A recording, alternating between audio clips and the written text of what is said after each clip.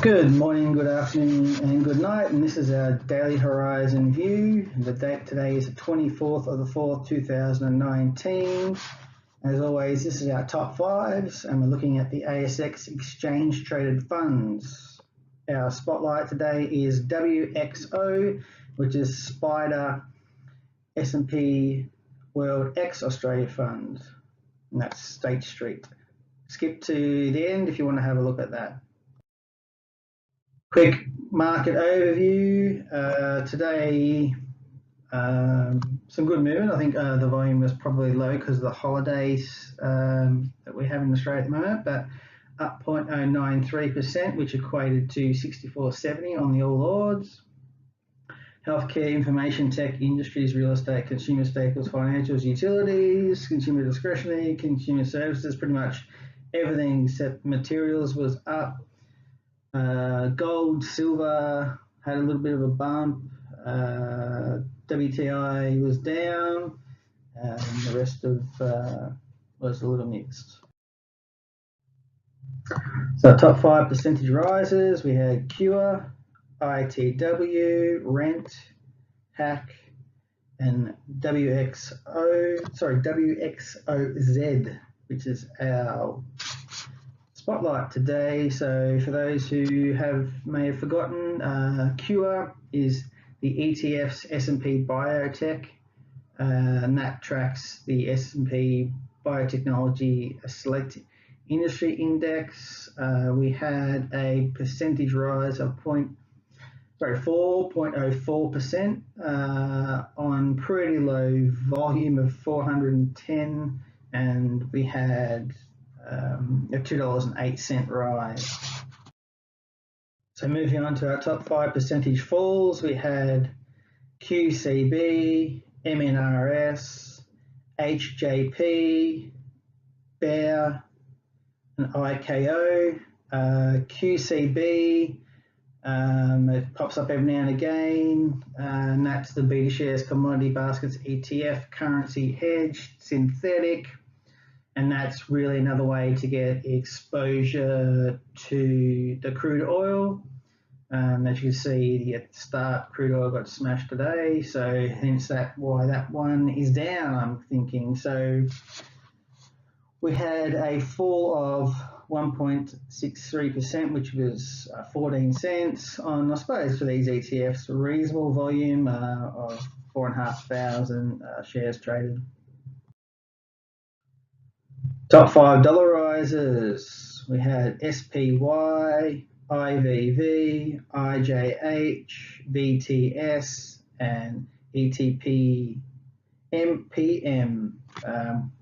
Heavy focus on the US market here. So SPY is the State Street SPDR S&P 500 ETF trust that tracks the S&P 500 index.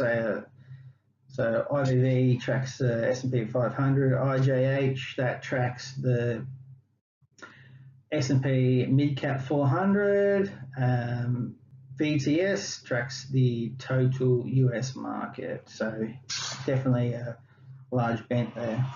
Although SPY really only had a very, very low volume. So, 2.2% equated to $8.96. So on what I consider a very low volume.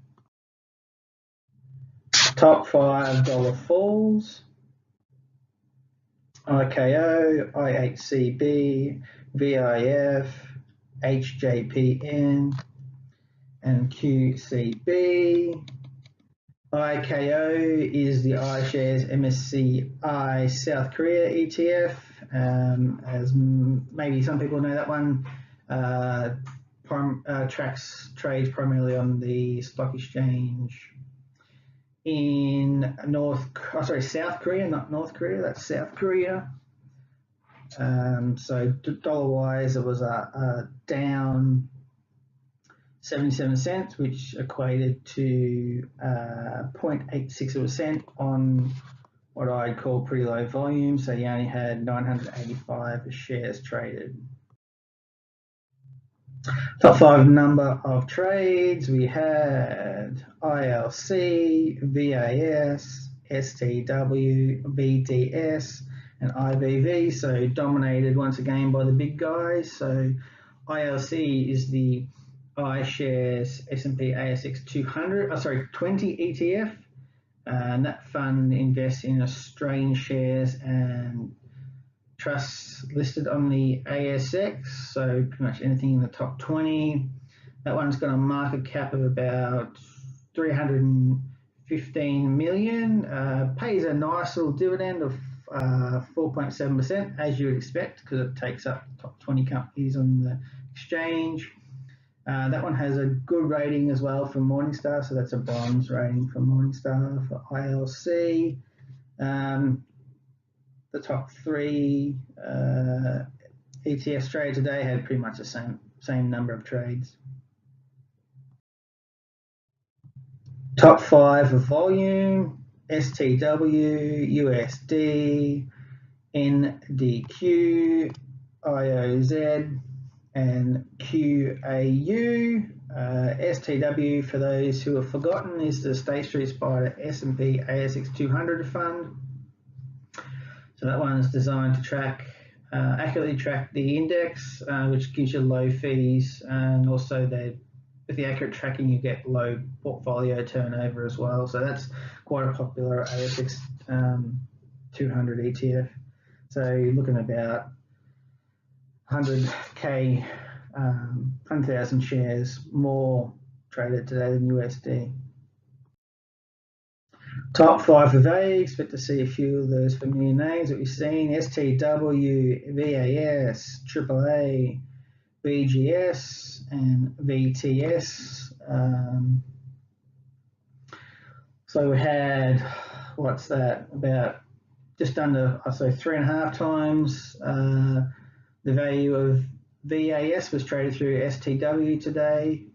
Looks like there's a few people getting into it because it was a small rise of 68 cents today, or 1.16%. So people are thinking that the ASX top 200 was a good play today.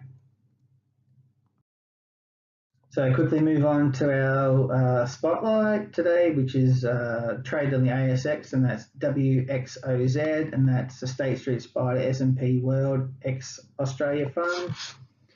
So the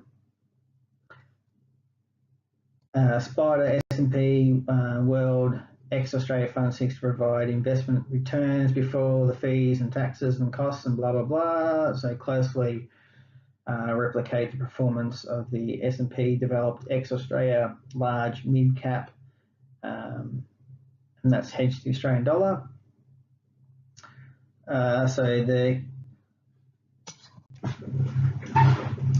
So the index is a comprehensive benchmark, market value weighted index that currently includes stocks from 25 developed markets. So it's, as we mentioned, it's global. So it's mainly comprised of large cap and mid cap companies, as touched on before, and those bigger companies represent 85% of each related total available capital, markets available capital. So each country they go into, they look at those top top companies to fill 85% of the shares they buy there to back up the ETF.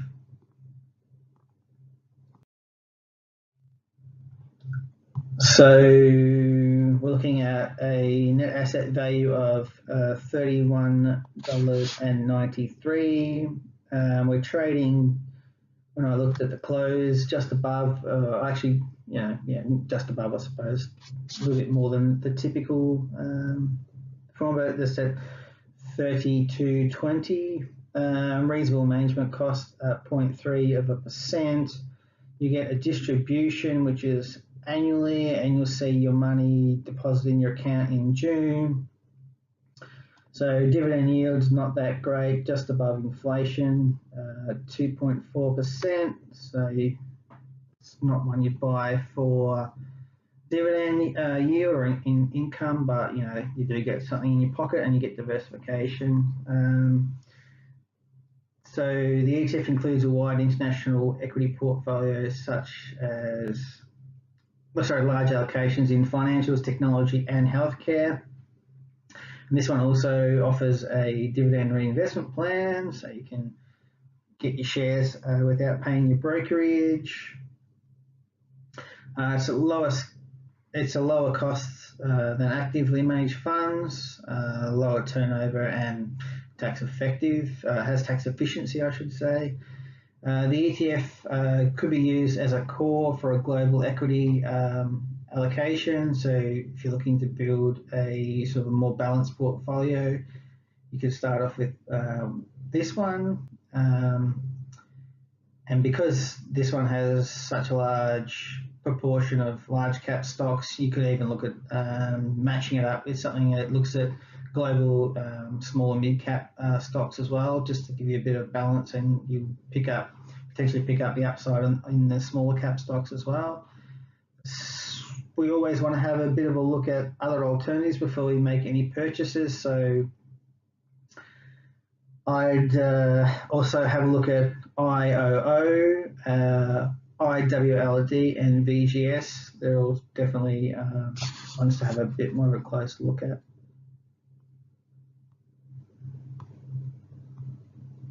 Click through this because I've forgotten again.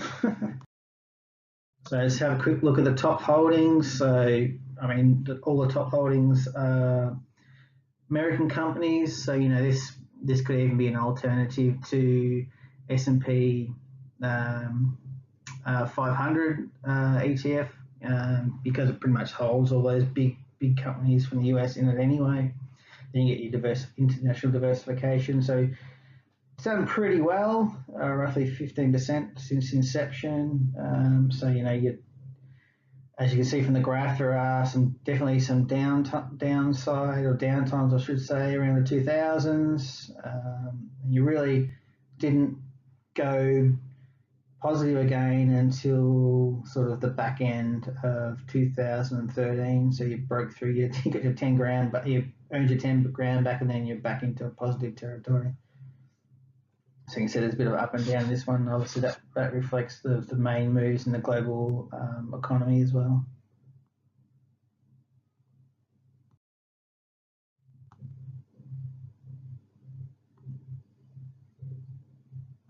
So as usual, we're purely information. We're not promoting any specific products. It's just to give you guys an overview on what's happening and what possible alternatives there are. So give you a bit of a kickoff for your own research.